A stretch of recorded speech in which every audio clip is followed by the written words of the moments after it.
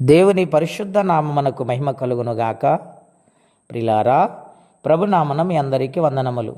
దేవుని వాక్యము ధ్యానిందాము. 115వ కీర్తన 13వ వచనము నుండి, పిన్నలనేమి పెద్దలనేమి తన యందు భయభక్తులు గల వారిని యెహోవా ఆశీర్వదించును. యెహోవా మిమ్మును మీ పిల్లలను వృద్ధి పొందించును. భూమి ఆకాశములు సృజించిన యెహోవా చేత మీరు ఆశీర్వదింపబడుదురు. ప్రియమైన దేవుని బిడ్డలారా, ఈ ఉదయకాల సమయంలో దేవుడు మనందరితో మాట్లాడుచున్నారు.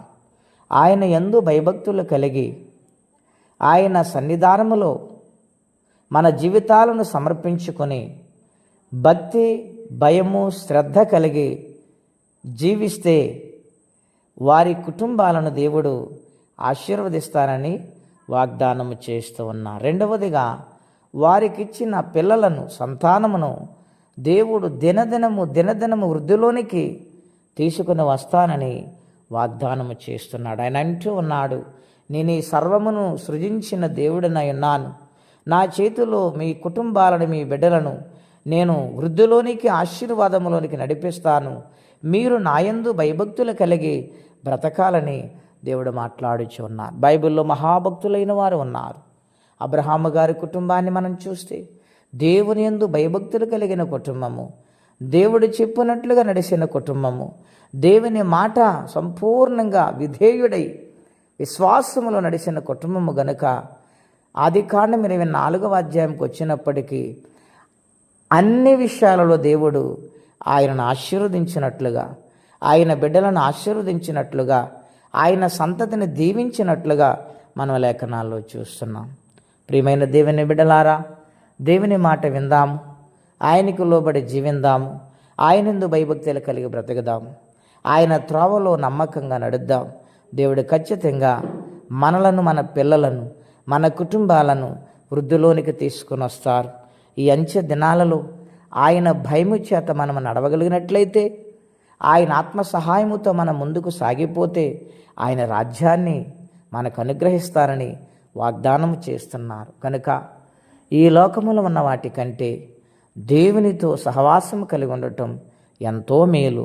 కాబట్టి ఆశీర్వాదము కావాలన్నా, అభివృద్ధి కావాలన్నా దేవుని భయములోనే, దేవుని యొక్క భక్తిలోనే ఉన్నది. గనుక ఆయనకి లోబడి జీవిందాం. ఎవరే సమస్యల్లో, బాధలు, ఇబ్బందులు ఉన్నారు వారికి దేవుని సహాయం పంపిస్తారు. ఆ సహాయము చేత వారి వృద్ధిలోనికి వస్తారు. గనుక దేవుని భయముతో ముందుకు సాగిపోదాం. దైవాశీర్వాదములు మనందరికీ కలుగునుగాక. ప్రార్థన అండి. అత్యంత కృప కలిగిన దేవా, మహోన్నతమైన మీ నామము కొరకే వందనాలు. ఈ ఉదయకాల సమయంలో మమ్మల్ని అందరిని ఆశీర్వదించాలని, వృద్ధిలోనికి తీసుకుని రావాలని, నాయన సంతానమును దినదినం అభివృద్ధి పరుస్తానని మీరు మాట్లాడుతూ వచ్చారు. తండ్రి, మీ మాటకు లోబడి మీ యందు భయభక్తులు కలిగి నీ సన్నిధానములో నమ్మకంగా జీవించినప్పుడు బహుగా ఆశీర్వదిస్తానని వాగ్దానము చేశావు. గనుక నీ సన్నిధానములో ఆ వాగ్దానము సంపాదించుకునే బిడ్డలుగా మేమందరము కూడా నీ సన్నిధిలో నడుచుదుముగాక. నీ ఆత్మ సహాయము ద్వారా మమ్మల్ని ఫలింపచేయమని, మీ కృపను తోడగుంచమని, ఎవరే కష్టముల, బాధలు, ఇబ్బందులు ఉన్నారు వారికి నీ సహాయం పంపించమని, దినం ఆశీర్వాదకరంగా మార్చమని యేసు నామములో ప్రార్థించి అడిగి పొందినాము తండ్రి. ఆమేన్. దేవుడి నిండారుగా మనలను దీవించి ఆశీర్వదించునుగాక. ఆమేన్.